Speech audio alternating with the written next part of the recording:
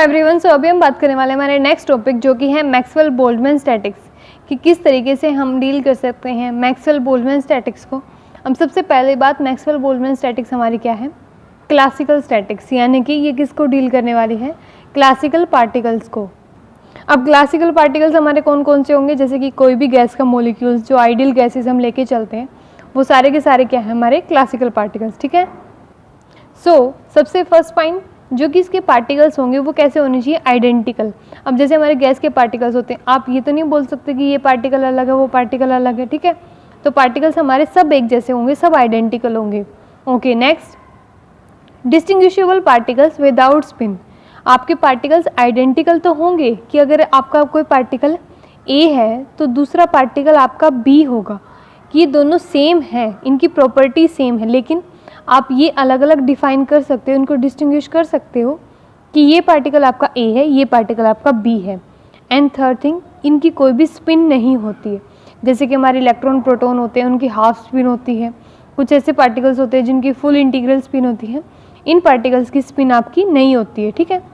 और अगर आप क्वांटम टर्म्स में बात करो तो जो आपका वेव फंक्शन होगा इन पार्टिकल्स का वो क्या करेगा, ओवरलैप करेगा, लेकिन किस एक्सटेंट तक, एक नेग्लिजिबल एक्सटेंट तक, ठीक है। तो ये हमारी मेन कंडीशन है मैक्सवेल बोल्ट्जमैन स्टैटिक्स के लिए कि आपके पार्टिकल्स आइडेंटिकल होने चाहिए, उनकी कोई भी स्पिन नहीं होनी चाहिए, वो डिस्टिंग्विशेबल हो, एंड जिनका वेव फंक्शन क्या करता है, आपस में ओवरलैप। ओके, तो ये कंडीशंस आपके जो जो पार्टिकल्स, आपकी फर्स्ट सेकंड थर्ड कंडीशन जो जो पार्टिकल सेटिस्फाई करेंगे वो आपकी क्या किसको फॉलो करेंगे, मैक्सवेल बोल्ट्जमैन डिस्ट्रीब्यूशन फंक्शन को, ठीक है। तो हम बात करते हैं अब इसके डेरिवेशन की कि आपका मैक्सवेल बोल्ट्जमैन डिस्ट्रीब्यूशन किस तरीके से आप डिराइव करोगे। ओके, तो डेरिवेशन के लिए सबसे पहले आपको ये पता होना चाहिए। अब मान लेते हैं कि आपके पास n पार्टिकल्स हैं, ठीक है, वो n पार्टिकल्स हैं आपके जो कि आपकी सभी कंडीशंस को फुलफिल कर रहे हैं। उनको आपको कहाँ पे फिट करना है, GI फेस स्पेस सेल्स के अंदर, ठीक है।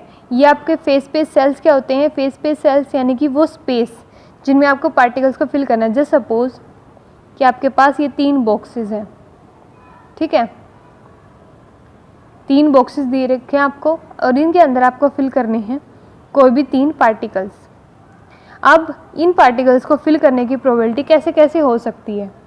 अभी मान लेते हैं कि जो आपके 3 पार्टिकल्स हैं, एक पार्टिकल इसके अंदर है, एक पार्टिकल इसके अंदर, एक पार्टिकल इसके अंदर, इनको A, B, C नाम दे देते हैं, A, B एंड C, ठीक है, तीनों पार्टिकल्स आ गए। ओके, लेकिन नेक्स्ट अरेंजमेंट हमारे पास क्या हो सकती है, नेक्स्ट अरेंजमेंट हमारे पास ये हो सकती है कि जो आपके पार्टिकल्स हैं, 2 पार्टिकल्स आपके एक फेस स्पेस में आ जाएं, सेकंड में आपका नेक्स्ट आ जाए, एंड एक आपका क्या रह जाए, वैकेंट, खाली।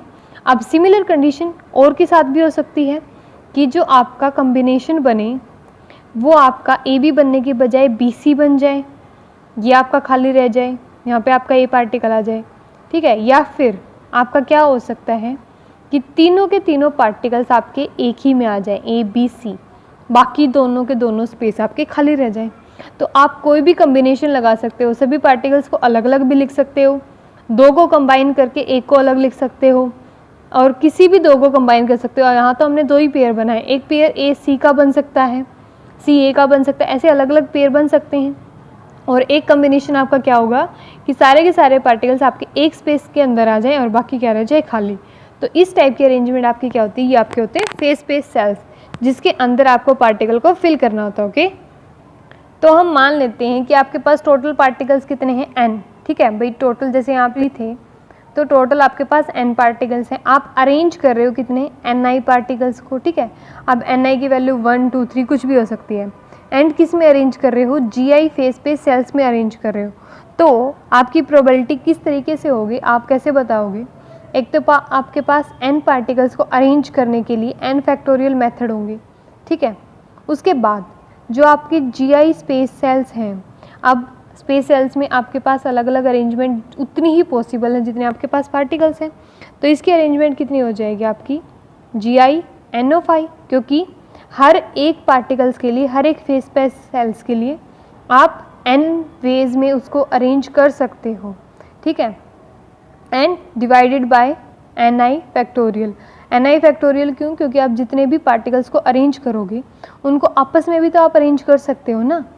अब जितने पार्टिकल्स होंगे उनको उतनी ही वेज में आप आपस में अरेंज कर पाओगे कि अब ये BC था, इसको CB कर सकते हो, ठीक है, या कुछ और कर सकते हो। तो इस तरीके की अरेंजमेंट होगी तो वो आपको लास्ट में क्या दे देगी? थर्मोडायनेमिकल प्रोबेबिलिटी, ठीक है। सो लास्टली आपकी जो थर्मोडायनेमिकल प्रोबेबिलिटी यानी कि W आएगी वो क्या आएगी? n factorial into pi i raise to का आपका कहाँ से कहाँ जाएगा? 1 to k GI upon ni factorial. इसका मतलब पाई का मतलब क्या है कि आप सबकी प्रोबेबिलिटी को अलग अलग मल्टीप्लाई कर रहे हो, ठीक है।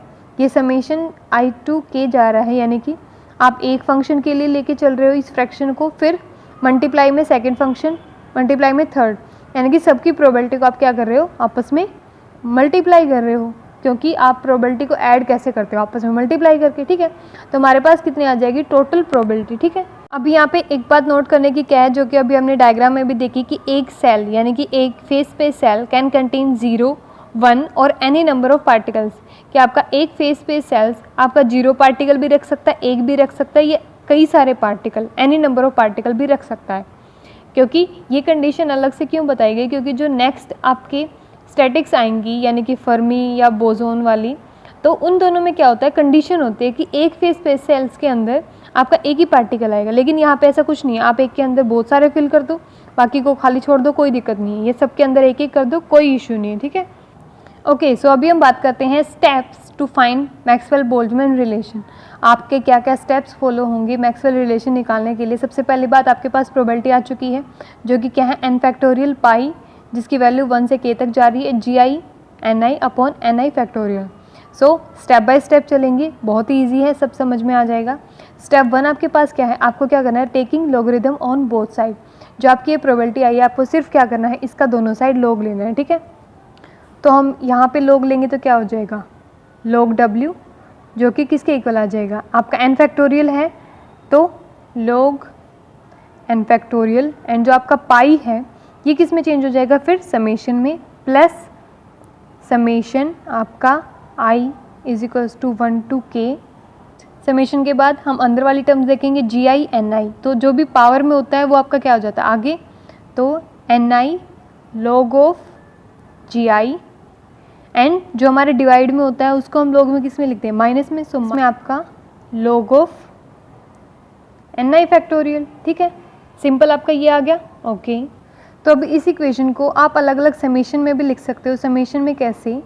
कि आपका जो ये समेशन है ये यहाँ पे भी एप्लीकेबल है, यहाँ पे भी एप्लीकेबल है, ठीक है। तो अलग अलग लिख लेते हैं। तो कुछ इस तरीके का आ जाएगा। हमने सिर्फ कुछ नहीं किया, इस समेशन को इस टर्म पे भी लगाया है और इस टर्म पे भी, ठीक है। बाकी एज इट इज़ है, ओके। ओके, नेक्स्ट हमें क्या करना है? स्टेप 2, यूजिंग स्टर्लिंग फॉर्मूला या फिर स्टर्लिंग अप्रोक्सीमेशन में बोल देते हैं। स्टर्लिंग अप्रोक्सीमेशन क्या है? कि अगर आपके पास log दे रखा है तो log ऑफ n फैक्टोरियल किसके इक्वल हो जाएगा? n log of n minus n, ठीक है। आपका फैक्टोरियल सोल्व करने का मेथड होता है ये।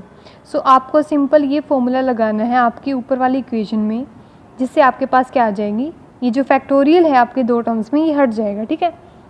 तो सिंपल हम फॉर्मूला लगाएंगे, क्या आ जाएगा? log of n factorial. हमारा साथ में क्या चल रहा था?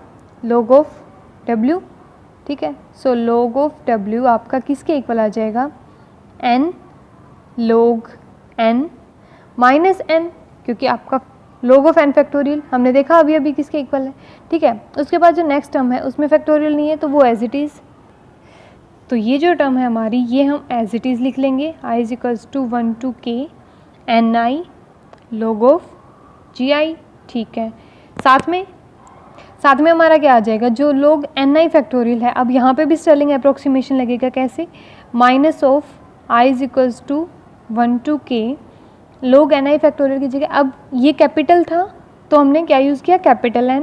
ये स्मॉल n है तो क्या यूज़ करेंगे? Small n। तो n log of n minus n, लेकिन बाहर क्योंकि समेशन था तो ये समेशन इसके ऊपर भी i is equals to 1 to k। अब सोच के देखिए, ये थे नंबर ऑफ़ पार्टिकल्स जो कि आप एक टाइम पे लेके चल रहे हो, और n थी आपके टोटल नंबर ऑफ़ पार्टिकल्स। तो ये जो पार्टिकल्स आप 1 से लेके k तक टोटल पार्टिकल्स को ऐड करोगे तो ये टर्म आपकी किसके इक्वल हो जाएगी? सो ये जो टर्म है आपकी, ये आपकी किसके इक्वल हो जाएगी? टोटल पार्टिकल्स तो आपके n थे तो ये n के इक्वल हो जाएगा। एक n आपके पास पहले से ही है, तो इस n से आप इस n को कैंसिल कर सकते हो। सो सिंपल आपके पास ये 3 टर्म्स बचेंगी। ओके, जो लास्ट ni है उसके बाहर एक और माइनस है, तो इस वजह से ये प्लस ni होके फर्स्ट वाले माइनस n से आपका कैंसिल हुआ है।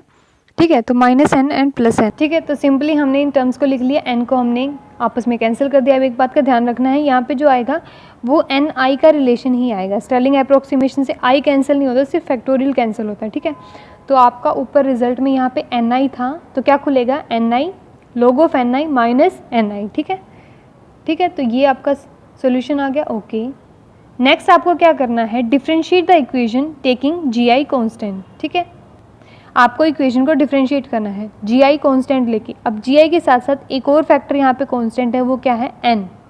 सो gi n कांस्टेंट, क्योंकि n आपकी है टोटल नंबर ऑफ पार्टिकल, जो कि ऑब्वियसली कांस्टेंट है। ठीक है, तो यहाँ पे हम डिफरेंशिएशन करेंगे। So del of log w is equals to, अब n कांस्टेंट है तो कांस्टेंट का डिफरेंशिएशन करोगे तो कितना हो जाएगा, 0। log n का करेंगे तो तब भी 0। सो ये तो हमारा क्या होगा, 0 प्लस नेक्स्ट टर्म में आपका ni log ऑफ gi। ठीक है, gi आपका कांस्टेंट है, तो आप क्या करोगे, जब gi का करने लगोगे तो वो कितना क्या हो जाएगा, 0। लेकिन जब आप uv लगा रहे हो तो log gi, जब आप कांस्टेंट लोगे log gi as it is, ni का क्या हो जाएगा, आपका सिंपल क्या हो जाएगा, डेल ni। ठीक है, फिर अगर हम नेक्स्ट टर्म का करें ni log ni का, तो यहाँ पे भी तो दोनों वेरिएबल हैं, तो मान एक बार एक को कांस्टेंट लेके चलते हैं, दूसरी बार सेकंड को। ठीक है, सो आपके इस टर्म में क्या हो जाएगा, मान लेते हैं ni को हमने कांस्टेंट लिया, तो ni को कांस्टेंट लिया, log ni का क्या हो जाएगा, 1/ni। सो 1/ni साथ में डेल ni। ठीक है, फिर नेक्स्ट करेंगे, ये सब क्या चल रहा है, माइनस के अंदर। ठीक है, सो बाहर आपका क्या है, माइनस, सो प्लस, अब आप क्या लोगे, log ऑफ ni को कांस्टेंट, और ni का क्या हो जाएगा, डेल ni। ठीक है, ओके, सो आपके पास जो टोटल प्रोबेबिलिटी बची वो कितनी बची, log of w is equals to, सबके अंदर से डेल ni को कॉमन ले लेते हैं या फिर अलग अलग रहने देते, कोई इशू नहीं है। यहाँ पे आपका समेशन चल रहा था, तो ये आपका समेशन भी है। ठीक है, सो हम लिखेंगे log of gi del ni minus summation आपका डेल ni, क्योंकि जो आपका ni/ni था वो तो कैंसिल हो गया, 1 हो गया। ओके, साथ में आपका क्या है, plus log of ni del ni। ठीक है, समेशन आपका 1 to k चल ही रहा है, यहाँ पे भी इन चीज़ों का ध्यान रखना है हमें। ठीक है, i is equals to 1 to k। Okay, बस क्या है, नेक्स्ट है फॉर मोस्ट प्रोबेबल स्टेट, आपकी जो डेल ऑफ log w है, यानी कि जो आपका डिफरेंशिएशन आया log w का, वो किसके इक्वल होगा, 0 के। इसका मतलब जो हमारी ये लास्ट इक्वेशन आई थी, ये किसके इक्वल हो जाएगी, 0 के। ठीक है, ठीक है, तो कुछ इस तरीके का रिलेशन बन जाएगा। अब हमें क्या करना है, जो आपका डेल ni है, ये टोटल डिफरेंशिएशन किसका है, ni पार्टिकल्स का। टोटल ni पार्टिकल्स आपके क्या हैं, कांस्टेंट हैं, तो इसका मतलब इसका डिफरेंशिएशन भी क्या हो जाएगा, 0। तो लास्टली जो आपके पास टर्म बचेगी, log of ni minus log of gi। क्या किया, डेल ni को बाहर कॉमन ले लिया, ये जो आपके पास 0 हो ही चुका था। ठीक है, सो डेल ni को आपने कॉमन ले लिया, ये इधर किसके इक्वल है, 0 के। ओके, अभी नेक्स्ट 5th स्टेप में हमें क्या करना है, we use two conservation law. Two conservation law में हमें क्या करना है, सबसे पहले पार्टिकल कंजर्वेशन की, यानी कि जो आपके टोटल नंबर ऑफ पार्टिकल्स हैं वो कितने हैं, n। तो n1 plus n2 up to जितने भी पार्टिकल्स हैं, तो इसका मतलब जो टोटल समेशन है वो कितना है, ni। ओके, अगर आप इसका डिफरेंशिएशन करो टोटल नंबर ऑफ पार्टिकल्स का, वो फिर क्या हो जाएगा, डेल ni। ठीक है, तो टोटल नंबर ऑफ पार्टिकल्स तो कांस्टेंट थे, यहाँ पे अभी आपने बोला कि सारे के सारे पार्टिकल्स आपके क्या हैं, कांस्टेंट। तो कांस्टेंट का डिफरेंशिएशन कितना होता है, 0, यानी कि डेल ni की वैल्यू क्या हो जाएगी, 0। ओके, अब नेक्स्ट आप मान रहे हो कि second conservation low, conservation of energy at a fix temperature, यानी कि किसी टेम्परेचर के ऊपर आपकी एनर्जी भी कांस्टेंट रहेगी। सो मान लेते हैं वो एनर्जी आपकी U, जो कि किसके इक्वल है, ni EI, यानी कि जो आपका फर्स्ट पार्टिकल उसकी एनर्जी है E1 प्लस N2 E2। इस तरीके से आपके जितने भी पार्टिकल्स हैं, मान लेते हैं K पार्टिकल्स हैं तो आपके N के E के, ठीक है, टोटल सबकी एनर्जी कांस्टेंट रहेगी। सो अगर आप डिफ्रेंशिएशन करो एनर्जी का भी DU, तो यहाँ पे एज यूजुअल आपका डेल ऑफ Ni EI वो भी किसके इक्वल हो जाएगा, ज़ीरो के। क्यों ज़ीरो के इक्वल हो जाएगा, क्योंकि आपकी टोटल एनर्जी कितनी थी, कांस्टेंट। ओके, सो हमें क्या करना है, जो आपका नंबर ऑफ पार्टिकल्स का कंजर्वेशन है, मान लेते हैं इक्वेशन 1 एंड इसको मान लेते हैं इक्वेशन 2। सो इस इक्वेशन को आप मल्टीप्लाई करो किसके साथ, मल्टीप्लाई बाय अल्फ़ा, एंड इसको मल्टीप्लाई करो किसके साथ, बीटा के साथ, ठीक है। सिंपल ये काम करना है। ऊपर हमारे पास क्या इक्वेशन आई थी, ऊपर हमारे पास ये इक्वेशन थी, ठीक है। अब इस इक्वेशन को हम ऐसे log of Ni by log of Gi, ठीक है, क्योंकि ये माइनस में था तो log में हम लिख सकते हैं, डेल Ni आपका प्रोडक्ट में है ही। तो हम अब इस इक्वेशन को लेके चलेंगे। अब इस इक्वेशन के अंदर हमें ऐड करना है ये इक्वेशन अल्फ़ा के साथ मल्टीप्लाई करके एंड ये वाली किसके साथ मल्टीप्लाई करके, बीटा के साथ। ओके, तो स्टेप 6 क्या हमारे पास कि आपका जो था function log of Ni by Gi, ठीक है, उसमें आप ऐड करो अल्फ़ा को plus alpha plus beta E. अब इनके साथ में डेल Ni भी था, हर किसी के साथ में, उसको क्या लिख लिया, उसको मैंने कॉमन लिख लिया आपका डेल Ni, जो कि किसके इक्वल था, ज़ीरो के। और इन सब का क्या चल रहा था, समेशन। लेकिन अभी अभी हमने देखा कि जो आपका डेल Ni का समेशन है वो किसके इक्वल है, ज़ीरो के। तो इसका मतलब ये जो टर्म है ये आपकी किसके इक्वल हो जाएगी, ज़ीरो के। तो आपका log of Ni by Gi plus alpha plus beta E, ये किसके इक्वल हो जाएगा, ज़ीरो के। लेकिन यहाँ पे हम ई की भी बात नहीं कर सकते, ई आई लेके चलेंगे क्योंकि आई पार्टिकल्स की बात हो रही है हर जगह, ठीक है। तो यहाँ से अब हमें क्या करना है, Ni के लिए इक्वेशन को सोल्व करना है। तो क्या आ जाएगा, log of Ni by Gi, यही हो जाएगा, ठीक है। तो अब यहाँ पे सोल्व करने के लिए आप क्या कर सकते हो, सिंपल, इधर आपका log में फंक्शन चल रहा है, अगर आपको log हटाना है तो इधर किस में लेना पड़ेगा, एक्सपोनेंशियल में। तो आपका Ni बाय Gi किसके इक्वल हो जाएगा, e raise to power minus alpha minus beta EI के, ठीक है। इधर से log हट जाएगा। ओके, अब आपको चाहिए क्या, Ni। तो Ni के लिए हम क्या करेंगे, Gi को भी इधर भेज देंगे। तो Gi, अब ई रेज टू पावर में ये जो फंक्शन थे इसको आप क्या लिख सकते हो, डिवाइड में भी लिख सकते हो क्योंकि माइनस में जा रही वैल्यू। तो e raise to power alpha plus beta EI, ठीक है, इस तरीके से लिख सकते हैं। आप इधर मल्टीप्लाई करना चाहो Gi की, सिंपल इधर कर दो, इसको डिवाइड में लिखोगे डिवाइड में लिख दो। सो ये सिंपली हमारे पास क्या आ जाएगा, ये आ जाएगा हमारा मैक्सवेल बोल्ट्जमैन डिस्ट्रीब्यूशन लॉ, कि किस तरीके से आपके Ni पार्टिकल डिस्ट्रीब्यूटेड हैं Gi स्पेस के सेल्स के अंदर, जिसकी एनर्जी क्या है, EI, जहाँ पे फैक्टर जो है हमारा बीटा फैक्टर जनरली क्या होता है, 1/kT। So this is our Maxwell Boltzmann distribution law, जहाँ पे आप अलग अलग ये भी लिख सकते हो कि Ni आपका क्या शो कर रहा है, नंबर ऑफ पार्टिकल्स को, Gi आपका फेज स्पेस सेल्स को, अल्फ़ा बीटा EI हर किसी के लिए आप इंडिविजुअली लिख सकते हो।